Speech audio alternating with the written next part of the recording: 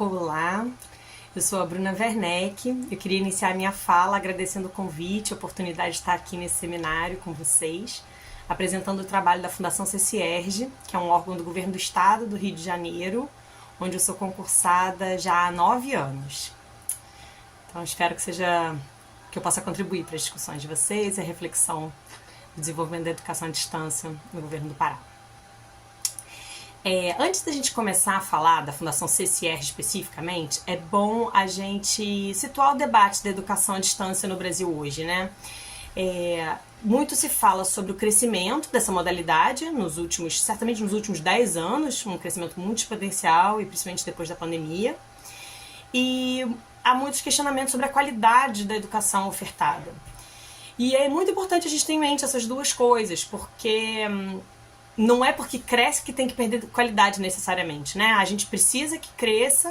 O Brasil tem dimensões continentais e a educação à distância cumpre um papel importante na democratização, acesso ao conhecimento, à qualificação e ao mesmo tempo essa garantia, né, essa formação de qualidade, essa formação só vai se concretizar realmente se for atrelada a uma estratégia educacional que priorize a qualidade da educação e da formação que está sendo dada. Então, a questão não é se ou como ou uma escolha entre as duas coisas, mas qual é a estratégia que a gente vai abordar, quais são as práticas que a gente precisa fortalecer e multiplicar e o que a gente pode superar a partir de agora. Então, antes de tudo não, né? Mas enfim, por que insistir na educação à distância, né? Eu já dei algumas dicas na minha fala no slide anterior, mas eu queria voltar a essa concepção do Darcy Ribeiro, né? Até pelo tempo que ele passou na região amazônica, ele tinha muita clareza e muita preocupação com essa questão das dimensões do Brasil, das áreas remotas e da necessidade que a gente tinha, e ainda tem, né? Tinha na época dele, mas ainda não conseguimos superar, de formação de profissionais e educação do povo brasileiro, onde quer que essas pessoas se encontrem, né? Ele fala muito sobre a universidade necessária, e isso tem a ver não só com a emancipação individual do indivíduo, não com a emancipação individual do cidadão, mas uma coisa bonita na concepção de educação de Darcy, que na verdade também já estava presente em Anísio Teixeira, é a educação como um instrumento do desenvolvimento da nação brasileira, né? E é com essa nação desenvolvida que a gente vai conseguir prover também uma vida mais digna para a nossa população. Então, a universidade necessária, ela era vista como um instrumento desse desenvolvimento nacional, que em última instância o objetivo é essa coisa de prover uma vida digna, né? E a gente ter acesso a uma vida digna também tem a ver com a gente ter acesso a profissionais qualificados ao nosso redor para resolver os nossos problemas, seja um médico, seja um advogado, seja um bom professor, seja um bom administrador público que cuide da coisa pública. Então, a gente, às vezes esse debate, né, quando a gente fala sobre a universidade necessária, a gente não está falando só sobre a universidade, né, a gente está falando sobre as diferentes estratégias de educação formal e continuada, qualificação profissional. Então, Darcy já acreditava muito no potencial democratizante das novas tecnologias. Ele morreu muito antes de ver o que a gente vê hoje, né?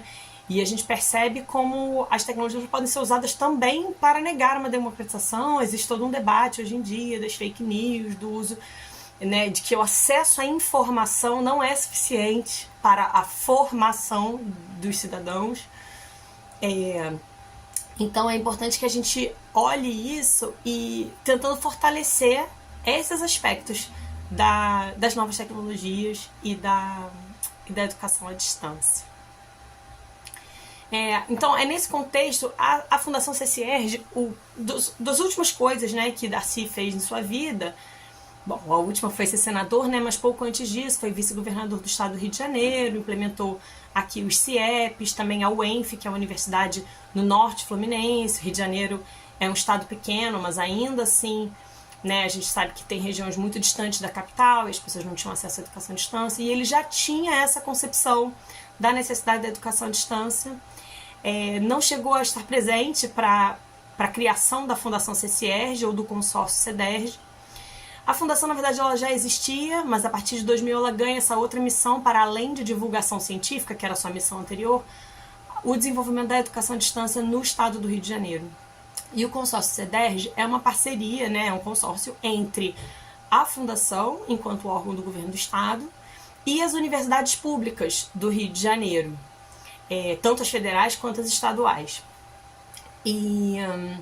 Então, esse consórcio ele é formado com o objetivo prioritário de formação de professores no interior do estado, porque havia um diagnóstico de que havia uma carência de professores com nível superior para atender as demandas, né, estabelecidas, as exigências estabelecidas na LDB, e que então a gente precisaria formar essas pessoas nos seus municípios, porque quem vinha para a capital para estudar acabava casando por aqui, trabalhando aqui. Falo aqui porque eu estou na capital, né? Estou aqui no Rio de Janeiro, na cidade.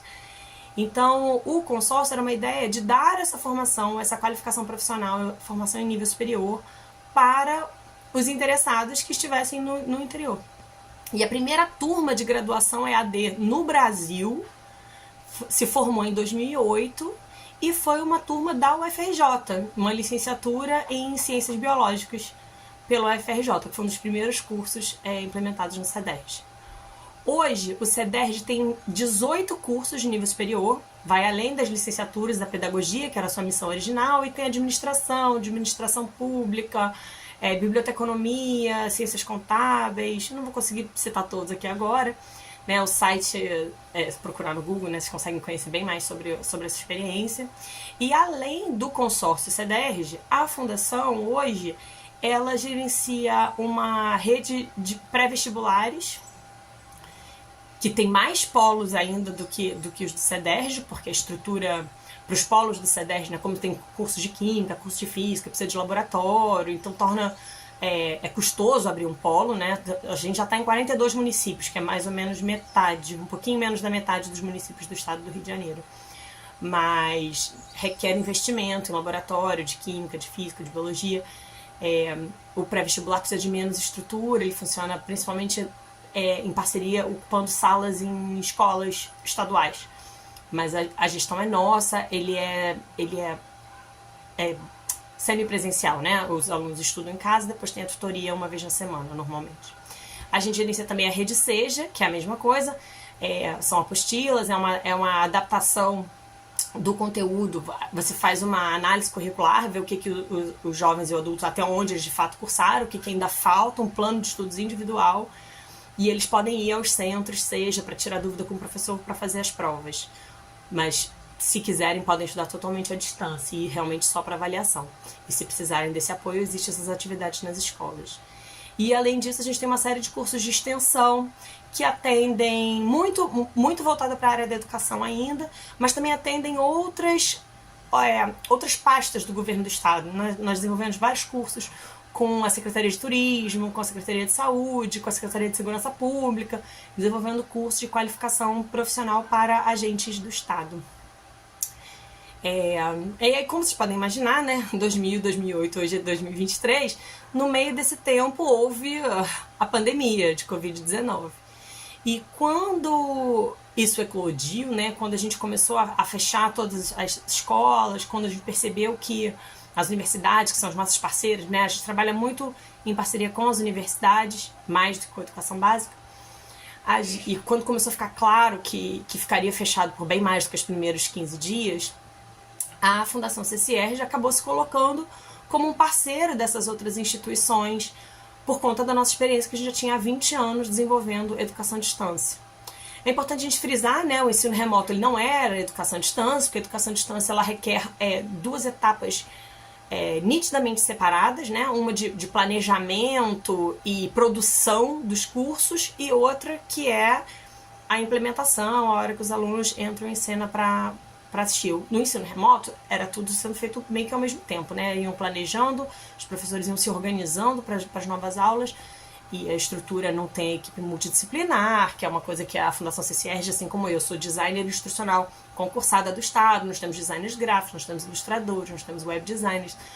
Então, assim, essa equipe multidisciplinar normalmente ajuda os professores, e é óbvio que no momento da pandemia a gente não tinha como se multiplicar e dar conta da necessidade de todos os professores. Mas a gente se colocou como parceiro nessa questão do apoio técnico, dando algumas orientações, desenvolvendo cartilhas, playlists, tutoriais, desenvolvemos alguns MOOCs e cursos autoinstrucionais, nos colocando à disposição para ajudar os professores a encontrarem as próprias soluções e os caminhos naquele momento da pandemia da Covid-19.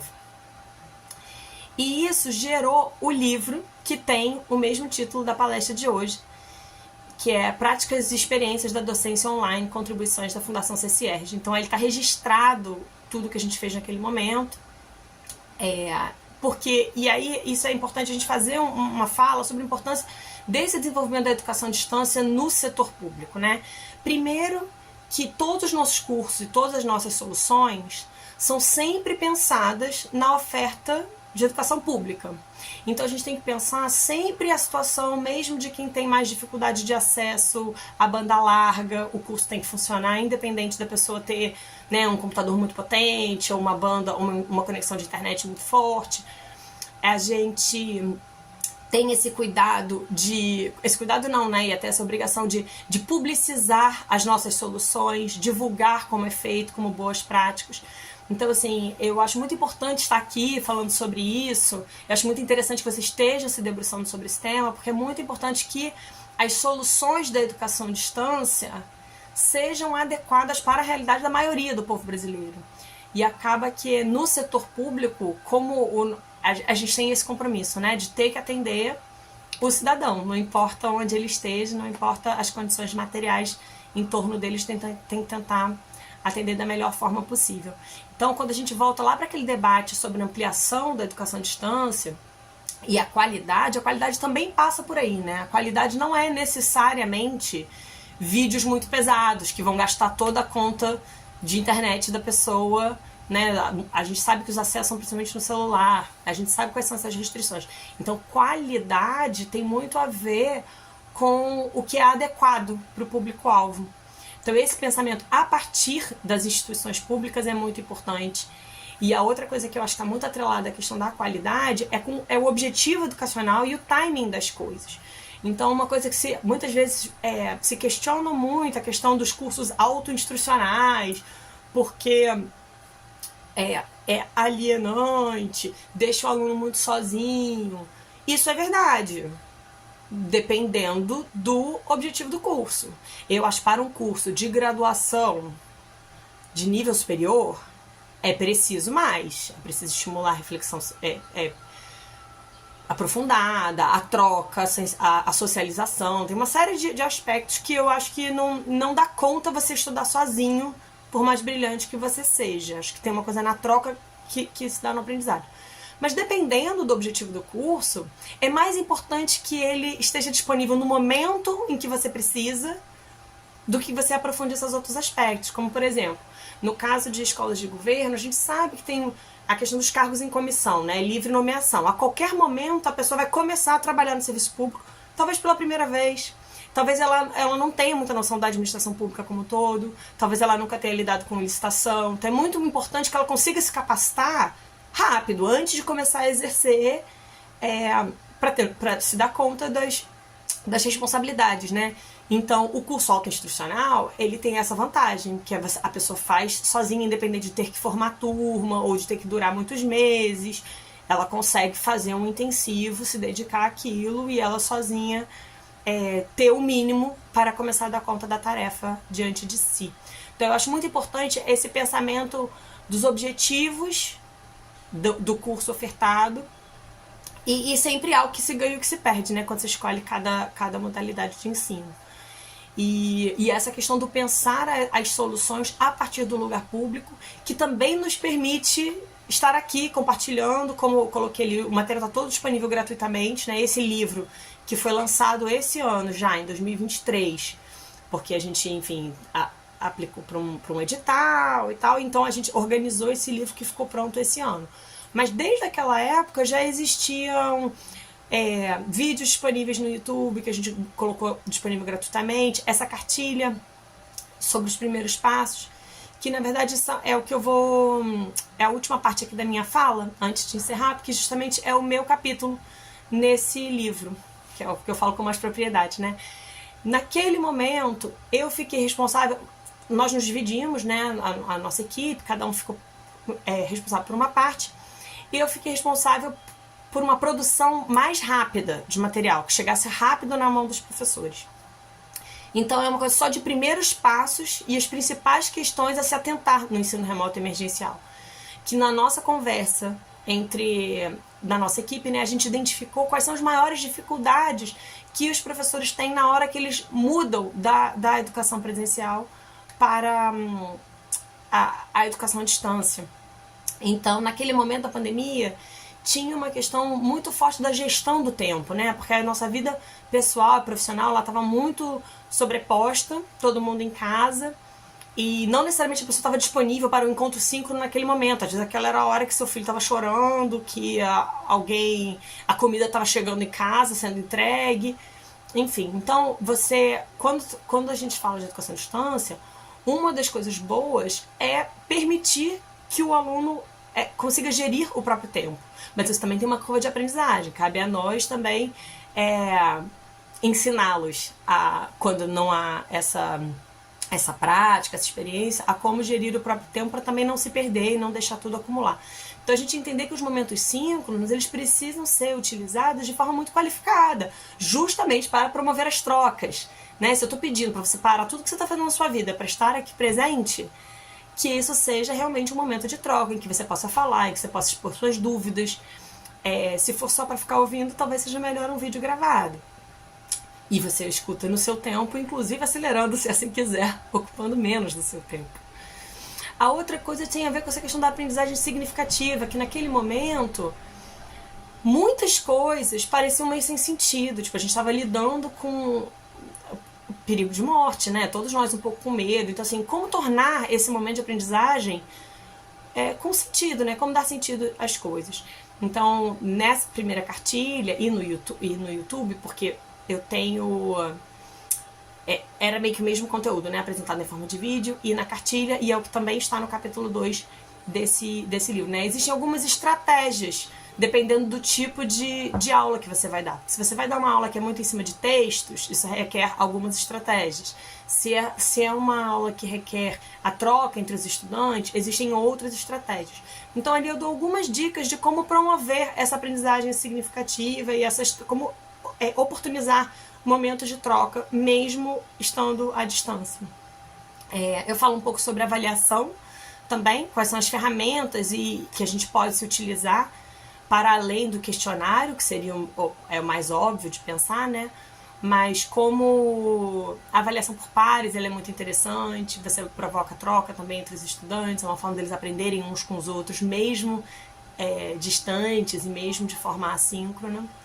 E, sobretudo, eu falava sobre uma abertura à experimentação, que eu acho que isso é muito importante na educação como um todo, né? Que você esteja aberto a experimentar, né? Você se planeja, você faz o que você acha que deve, mas é importante monitorar, saber se deu certo, ajustar se necessário, porque é só assim que a gente ia conseguir achar as soluções, né? Isso não estava...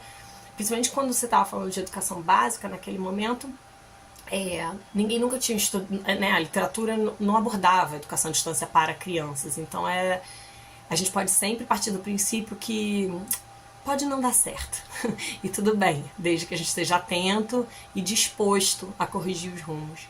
Então, assim, eu falo sobre isso hoje por vários aspectos, né? Eu gostaria de pontuar essa questão da perspectiva pública no desenvolvimento das soluções, as soluções que sejam de fato inclusivas e adequadas para o nosso povo, a importância da EAD como uma das soluções, né? Não estou propondo que seja tudo EAD, mas que esteja na cartela de soluções educacionais no Brasil.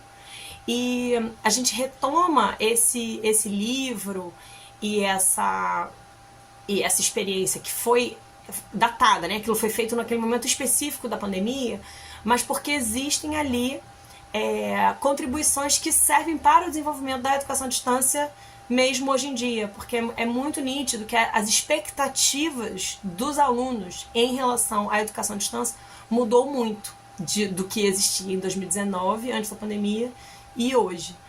E aí é importante que a gente reflita um pouco sobre isso. Existe essa questão das lives que estão muito popularizadas, a questão das videoconferências é ótimo, mas existem ainda outros instrumentos assíncronos que permitem uma melhor gestão do tempo e muitas vezes uma experiência educacional mais rica do que necessariamente assistir uma videoaula síncrona. Tudo vai depender, né, do público e do objetivo do curso e da oportunidade de capacitação. Então, com isso, eu fecho a minha fala. Espero contribuir para o debate de vocês. E deixo aí meus contatos, caso alguém queira entrar em contato, tanto o meu e-mail quanto o meu Instagram. Estou sempre disponível. Vou adorar conversar, ouvir de vocês depois. Tchau, tchau. Obrigada. Gostaria de agradecer à professora Bruna Werneck pela sua apresentação, por ter nos dado a honra de participar deste seminário. Gostaria de parabenizar a Fundação Cicerge por esta publicação inspiradora e todos os autores que apresentaram suas experiências numa perspectiva para uma educação transformadora e de qualidade. Gostaria de reafirmar que a ideia que se faz necessário aproximar o discurso da prática pedagógica e seus múltiplos contextos para a efetivação da benécia divina dos processos educativos, e este é um processo motivador deste seminário, onde nós enxergamos todos esses processos educativos e hoje levantamos a bandeira da qualidade. É importante salientar que os sistemas educativos encontram-se atualmente em crises e submetidos a novas restrições de quantidade, diversidade e velocidade dessa evolução dos saberes. É impressionante a demanda por formação, é maior que nunca. Porém, além do enorme crescimento quantitativo, ela sofre também uma profunda mutação qualitativa, no sentido de uma necessidade cada vez maior de diversificação e de personalização. E aí nós entramos com os muitos atores que trabalham uma produção de qualidade na educação. E a gente fala, esta produção de qualidade é para a educação presencial e à distância. Precisamos romper esses muros, esses preconceitos. É por isso que eu sempre cito o professor Levi, quando a gente fala da qualidade, da personificação de conteúdos, né? Os indivíduos, segundo Levi, eles toleram cada vez menos seguir cursos uniformes ou rígidos, que não correspondem às suas necessidades reais, às suas especificidades no seu trajeto de vida. E é muito interessante quando nós podemos, a partir desse relato de experiência, ver muitos professores produzindo materiais de qualidade, com foco no indivíduo aprendiz. Parabenizo mais uma vez a todos os professores, a professora Bruna, e reforço que o livro está disponível, né, em PDF para ser baixado e aproveitado por todos os nossos colegas.